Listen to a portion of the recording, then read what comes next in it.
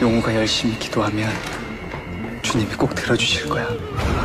신은 아무것도 하지 않았어. 복수하자. 복수하자.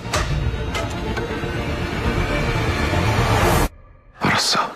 Halo guys, balik lagi bersama gue, Kang Buncis.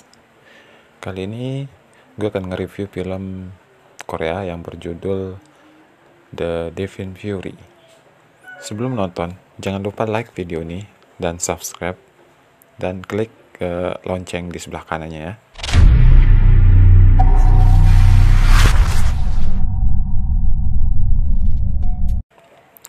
Kita ke reviewnya.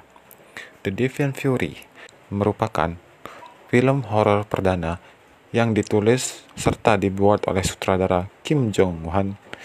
Kali ini dia kembali menggandeng Park Seo-joon setelah mereka bekerja sama dalam Midnight Runner.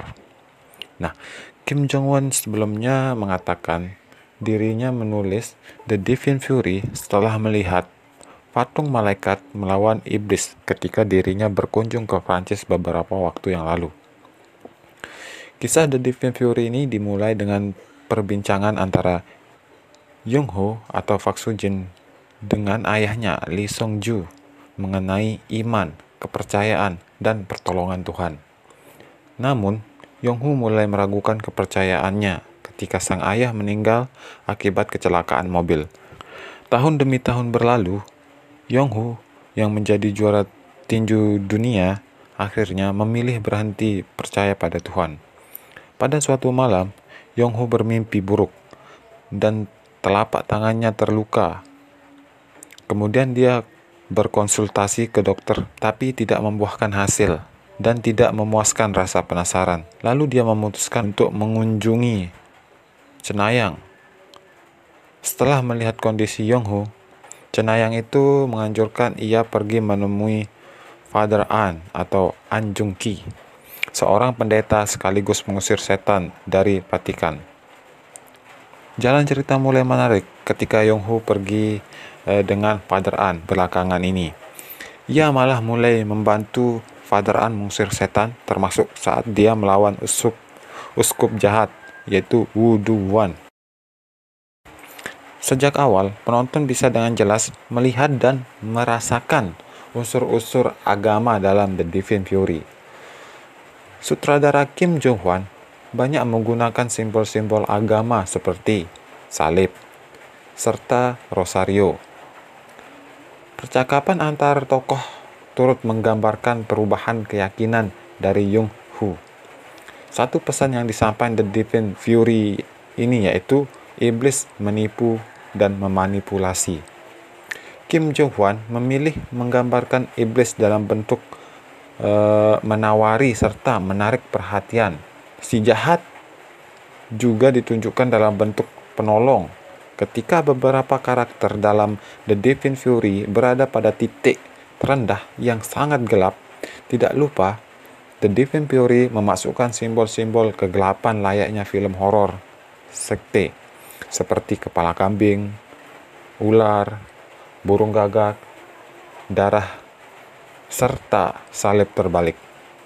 Apa arti pengusiran setan tanpa adegan orang melayang? Adegan yang dipopulerkan film The Exorcist 1973 juga digunakan dalam The Devil Fury. Namun, hal itu tidak berhasil menebar horor bagi para penonton dalam studio bioskop. Adegan pengusiran setan malah terlihat seperti dalam film laga. The Devil Fury ini memang menawarkan sesuatu yang berbeda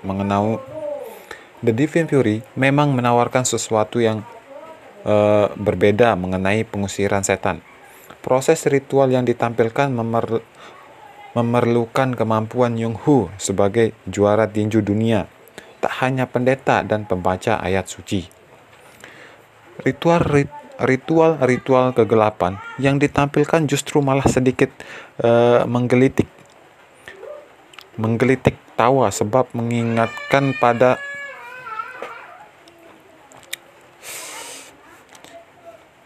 Ritual-ritual kegelapan yang ditampilkan justru malah sedikit menggelitik tawa sebab mengingatkan pada santet yang berlaku di Indonesia, boneka, darah segar, jantung, hewan, serta alat tusuk. Sayangnya, kentalnya unsur agama serta simbol setan sama sekali tidak digambarkan, sama sekali tidak tergambarkan dari pemilihan sosok kegelapan. Sosok-sosok yang muncul malah terlihat seperti monster dan alien. Bayangan hitam yang terlihat seperti laba-laba hingga Ryuk atau karakter anime dalam Death Note. Belum lagi sosok akhir sang uskup jahat yang malah membuat penonton bingung.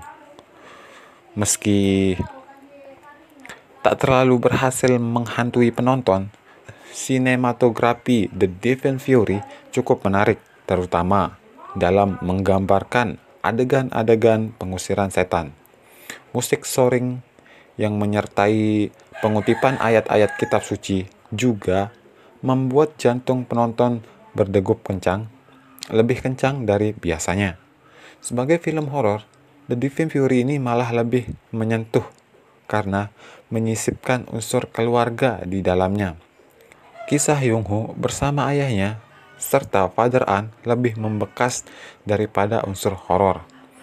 Selain formula baru dalam pengusiran setan, tidak ada yang benar-benar spesial dari The Devil Fury ini.